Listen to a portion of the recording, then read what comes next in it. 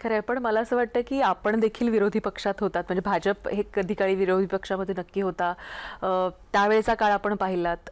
त्यानंतर भाजप सत्तेमध्ये आलेला काळ आपण पाहिलात आणि या काळामध्ये देखील अनेक विरोधी पक्ष वेगवेगळ्या विरोधी विचारधारेचे तुमच्या विचारधारेचे नव्हते, पण ते देखील होते. पण एक असा ॲम्बियन्स असायचा की एखादं काम जर सरकारने केलं तर मोठ्या मनानं त्याची स्तुती सराहना ही केली जायची. आता ते तेवढं हेल्दी पाहताच येत नाही आणि पुढच्या जनरेशनला हे अशाच पद्धतीनं आपण कलुषित वातावरण जर आत्तापासून निर्माण केलं तर मेंदू ओपनच होणार नाही, ओपनअपच होणार नाही की चांगलं काहीतरी आपण स्वीकारलं पाहिजे, मग ते कोणीही करो. अगदी खरं आहे.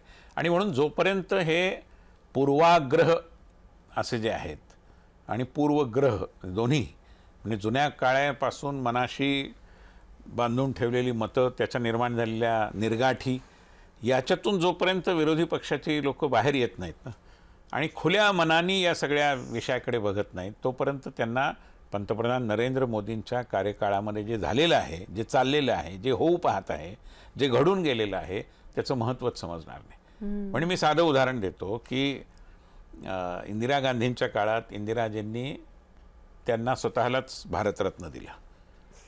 ठीक आहे. अटलजींना भारतरत्न द्यावं असं मनमोहन सिंगांच्या काळात काँग्रेसच्या नेतृत्वाला काय वाटलं नाही. खरं. अटलजी तितक्याच तोलामोलाचे होते. केव्हाही. पण तसं झालं नाही, कारण हे मनाचं औदार्य कामी म्हणजे कुठेच दिसलं नाही ना. आता पंतप्रधान नरेंद्र मोदींविषयी जर बोलायचं झालं तर मोदींच्या ज्याला आपण क्रिएटिव्ह थिंकिंग म्हणतो आणि जी थॉट लिडरशिप त्यांनी दिलेली आहे, म्हणजे ते नुसतेच निवडून आलेले नेते आहेत असं नाही. साधा त्यांनी मंत्र दिला की सबका साथ सबका विकास. किती साधा आहे.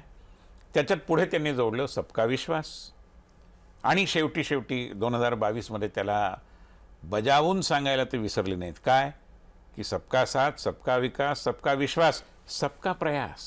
वाह. म्हणजे तुम्ही पण केलं पाहिजे. सगळं सरकारच करेल ही धारणा चुकीची आहे. लोकशाहीत कधीच असं होत नाही. लोकसहभाग फार महत्त्वाचा आहे आणि त्यावर ते पण भर देत आले. आणि कसं म्हणजे ग्रेट मेन थिंक अलाइक म्हणतात ना. लाल बहादूर शास्त्रींनी सांगितलं जय जवान जय किसान. अटलजी आले, त्यांनी त्याला जोडलं जय जवान जय किसान जय विज्ञान. वाह. आणि मोदीजींनी त्याला जोडलं की जय जवान जय किसान जय विज्ञान जय अनुसंधान रिसर्च. राईट. खरं. हा जो एक प्रवाह आहे ना, यातलं जे सातत्य आहे, प्रतिभेचं आहे, एक प्रकारे लोकांना कशा पद्धतीने विचार करावा या दृष्टीचं एक लोकशिक्षण देण्याचं आहे, हे सगळं महत्त्वाचं आहे. आता यातल्या काही गोष्टींचं तर कौतुक करता आलं असतं का नाही, कारण त्या कौतुकास्पदच आहेत, त्या अभिमानास्पदच आहेत. आता मोदींनी वेगवेगळ्या आंतरराष्ट्रीय मंचांवर जाऊन या आमच्या विकसित देशांना सो कॉल्ड ठणकावून सांगितलं त्यांनी की तुम्ही पर्यावरणाची हानी करायची आणि भार आम्ही सोसायचा, हे चालणार नाही. COP27च्या बैठकांमधनं त्या वेळच्या आपल्या पर्यावरण मंत्र्यांनी ही भूमिका अत्यंत उच्चरवानी मांडली. त्यामुळे काय झालं, आज पंतप्रधान म्हणतात की दक्षिण गोलार्धातील लोकांनी एकत्र आलं पाहिजे, साऊथ. बरोबर. हे कशासाठी, कारण साऊथमध्ये दक्षिण गोलार्धात जे देश आहेत ते पर्यावरणाची अधिक काळजी घेणाऱ्या संस्कृतीचे उपासक आहेत. मग ते दक्षिण अमेरिकेत असोत, आफ्रिकेत असोत किंवा दक्षिण आशियामध्ये असोत. म्हणून आपण एकत्र येऊन या सगळ्या युरोसेंट्रिक मानसिकतेला एक प्रकारे आव्हान दिलं पाहिजे.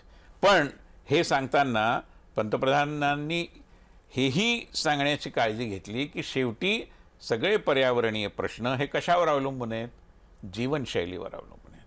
आणि म्हणून ते म्हणाले लाईफस्टाईल फॉर एन्व्हायरमेंट, पर्यावरण स्नेही जीवनशैली. म्हणजे मी पर्यावरणावर तासभर उत्तम भाषण देऊ शकेन, क्लायमेट चेंजबद्दल तर मोठी आकडेवारी देऊ शकेन, पण माझ्या व्यक्तिगत जीवनामध्ये मी प्लॅस्टिकचा वापर टाळणार नसेल, मी एसीचा कमीत कमी वापर करणार नसेन, तर माझं बोलणं म्हणजे शब्द बापुडे केवळ वारा, त्याला काही अर्थच नाही ना. कारण माझ्या व्यवहारात आणि माझ्या विचारात इतकं अंतर आहे, लोक का मला गांभीर्याने घेतील. म्हणून त्यांनी बरोबर प्रकाशझोत टाकला आणि सांगितलं की लाईफस्टाईल फॉर एन्व्हायरमेंट, तुमची जीवनशैली बदला. मिलेटचा विषय पंतप्रधानांनी मांडला, किती महत्त्वाचा विषय. आणि मिलेट हे खाद्य संस्कृतीतलं एक महत्त्वाचं पोषण मूल्य असलेला घटक तर आहेच, पण पर्यावरण स्नेही सुद्धा आहे. अनेक बाकी पिकांना ज्या पद्धतीने खूप पाणी लागतं तसं मिलेटला लागत नाही. त्यामुळे हे जे विचारव्यूह त्यांनी आपल्यासमोर मांडले आणि एक वैचारिक नेतृत्व देशाला दिलं, त्याच्याबद्दल एखादा कौतुकाचा शब्द येऊ नये. केव्हाही. पण पुन्हा एकदा वैचारिक जगतातली वैचारिक अस्पृश्यता, मोदींच्या नेतृत्वाबद्दलचे जुने पूर्वाग्रह, एक प्रकारच्या निर्गाठी आणि काँग्रेसचा अत्यंत अनुदार आणि संकुचित दृष्टिकोन याचा प्रभाव आपल्या विचारविश्वावर आजही एवढा आहे की अशा काही चांगल्या गोष्टी मान्य करण्याचा दिलदारपणासुद्धा दुर्दैवाने आमचे अभिमतकार असं मी ज्यांना म्हणतो, ओपिनियन मेकर्स, ते दाखवू शकलेले नाही.